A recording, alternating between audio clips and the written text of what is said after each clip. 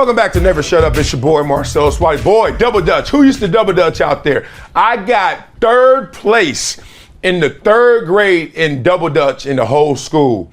Now, I broke barriers. I'm a pioneer. You want to know why? Pretty obvious. I was the only boy in the competition, and I got third place. Like, all these girls was out there doing it with their little beads in their head. They doing all that. And I was like, y'all doing too much moving. I was just like, that, because I was running that track, basically. They was like, damn, Marcellus could double dutch. It was weird. They was like, yo, where he get that kind of coordination? I was like, running track. Y'all silly out there. Where's my medal? I should get a medal for being a pioneer of double dutch right there. We get this book right here. If you're a Wiley's World member, also get some of these playing cards, or you can get this jersey. Not or, and. Damn, I'm cheap. I keep trying to go back to or. And you can get this jersey. All you got to do is say, hey, Marcellus, you're going over 100K this exact day and this exact time. All right, y'all, let's get into some future conversation because we're going to funk up some comments. Yeah, let's get to Cam Newton, who rips a young fan in a video.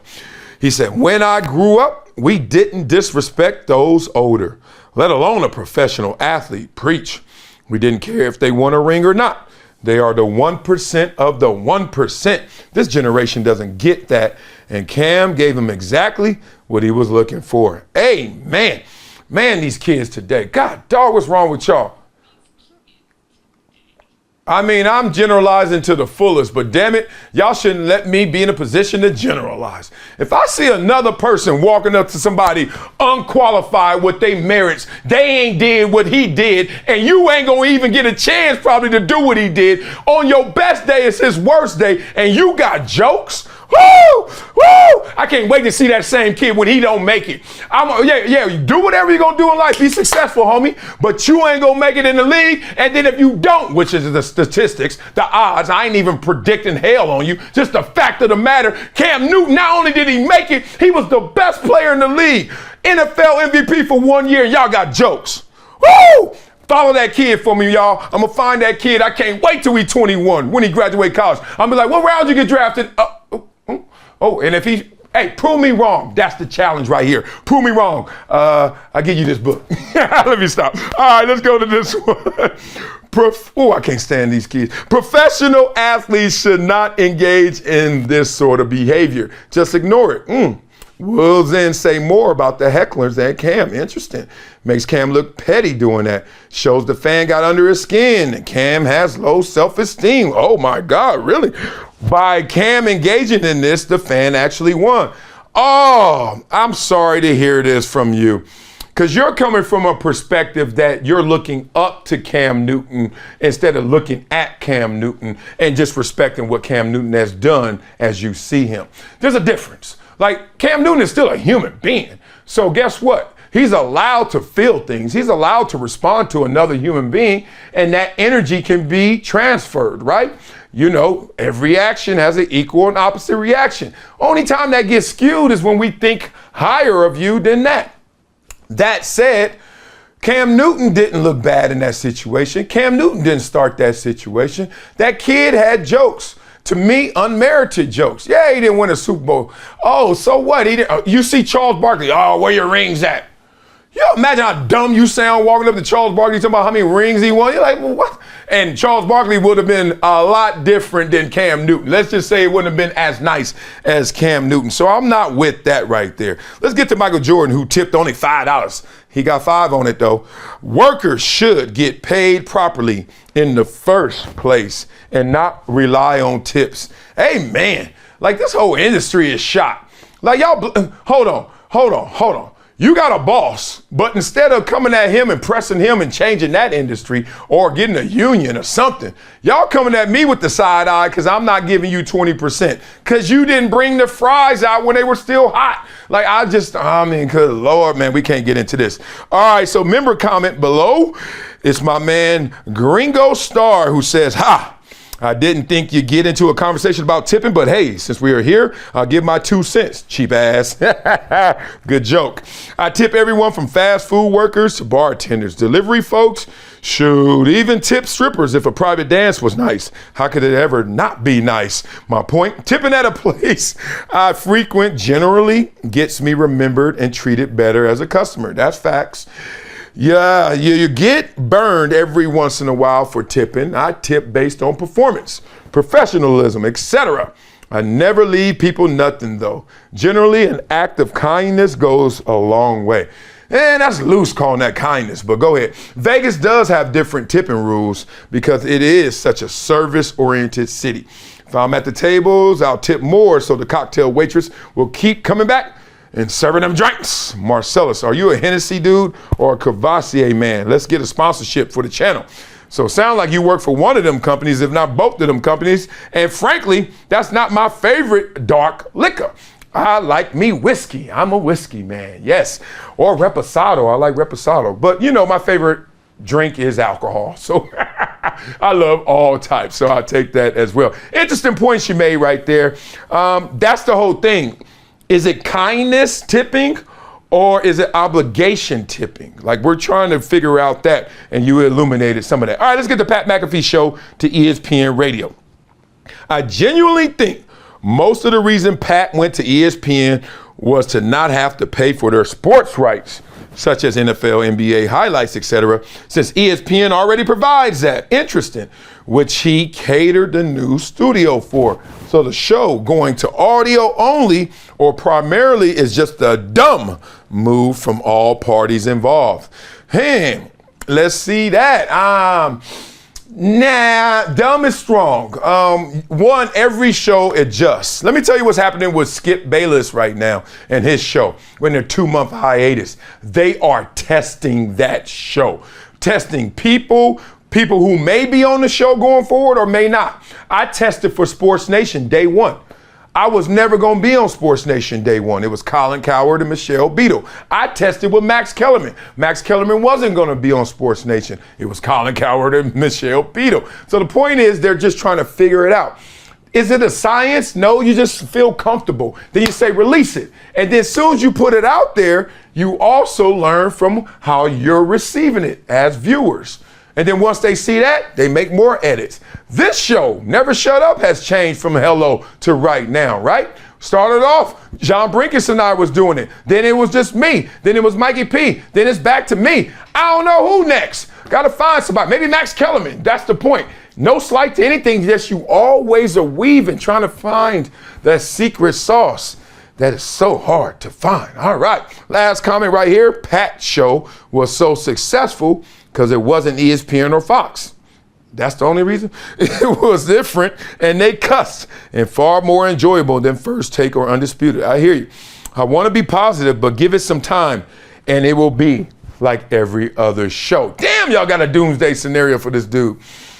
Man, I'm rooting for him. Even if y'all right, I'm rooting for him. I'm rooting for him because he was the guy that they told, no, you can't work at ESPN on that level.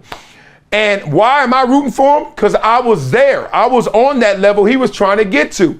And this sucker done passed me boom, by 1,000 times. And I applaud it. I told you, the way I get jealous is I'm coming to get you, not you come back to me.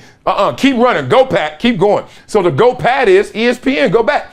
They went from, nah, dog, you can't even be on NFL Live to, we'll pay you $85 million to come here and do whatever you want to do and some of what we want you to do. Come on, y'all. Salute the man just for that. Oh, man. All right, let's talk about a Hall of Famer right here. I want to see if we got my man Kobra in the building. You know, he a 2-time champion this week alone, and Kobra comes out the corner. Hey, it feels good to be back, man. I had to rock the all white tee today, so you can't make fun of me. You know, I'm not sensitive either way, but, you know, I'm just saying. I love it, man. You look fresh, too. Let's do. All right, man. So you know what today is. Would you rather Wednesday? So here's an example. I'll ask you, would you rather, a question like, would you rather go a week using the Beyonce lemonade diet or a week without internet? Which is a tough one, but I've done both, right? And you will respond with something like, the Beyonce diet, of course. I don't know how Kobra went a whole week without the internet. So it'll play like that. Yeah, I love that. I've never went a week without the internet. So yeah, that diet, I've done that diet before. It's hell, but I go back to hell. No internet, that's killer. All right, man. So here we go. So it's two of your former teams. One has only won it in the AFL, and one has a storied history of winning Super Bowls. Who would you rather see win the Super Bowl this year, the Buffalo Bills or the Dallas Cowboys?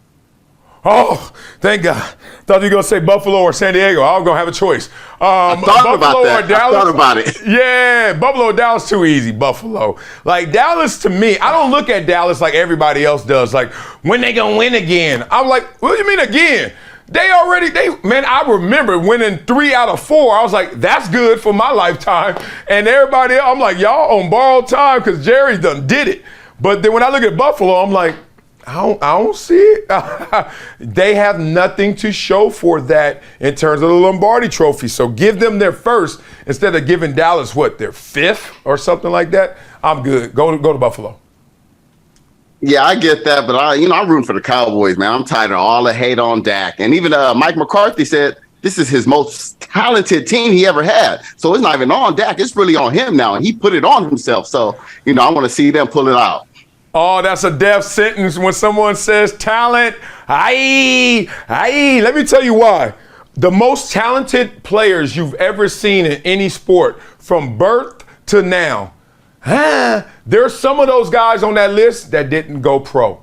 Like, I know for me, the most talented guys I've seen, Stace Bozeman, Obi Moore in track, let's go, Keith Walgreen in football. Y'all may not know them names. Man, them suckers were 10 times better than me in what I played, but they didn't make it. So I never go that talent game, man. It's like this gumbo of talent, chemistry, professionalism, discipline, etc. Point being, Mike McCarthy, you're going to have to convince me more than just talent because that usually doesn't win it all. Right. All right. So the second question, the would you rather. Would you rather start your NBA franchise with Shaq and Kobe or Jordan Pippen or Steph and Durant, all in their prime? Oh, man. Woo-wee. In their prime, Jesus. Every one of them is going to attack you differently. But I would have to go with Kobe Shaq because Shaq was the most dominant. The most unguardable specimen. He wasn't even a man. He was a mammal under that damn rim. Like, dog, it looked like Discovery Channel sometimes how he just destroyed cats. You're like, dog, he eating that dude alive. So it would be that. And then you got Kobe. Come on, Mamba in his zone. Insane. So that's too close to Jordan. I'll take that. I'm like, I'm fine. And Pippen is amazing, but who gonna deal with Shaq and KD? My favorite player, him and Steph, slightly redundant. KD down in the block with Shaq ain't pretty. So yeah, it gotta be Kobe Shaq. What you smelling? Hey, yeah, I agree. Kobe Shaq, easy. The 1-2 punch, inside, outside in their primes. I agree with you on that one. I got a little nervous when you started talking about Pippen because, he be firing back on people. So you had to don't go there. We don't want that smoke on this show now. Hell no, I ain't scared of no Scotty. No. Nah, man. I'm not good enough for Scotty to fire back on. He only hate on the legends. He don't hate on just the homies. So, nah, that's love, man. I appreciate you, Kobra. People been telling me on the low, like that dude Kobra, special when he comes on, man. They love the energy you bring, man. So, don't try and be humble so you get more compliments. Comfortable. You want me to be comfortable, so I'll come back on with a regular T-shirt so you can clown on me. But here we go. Hey, tomorrow is Pickleball Thursday, so I'm gonna watch your show from the sidelines, man. So have a good one. Oh, love, man. I can't wait to whoop his ass in some pickleball. Somehow, some way, we're gonna make that work because I think I could get Kobra, man.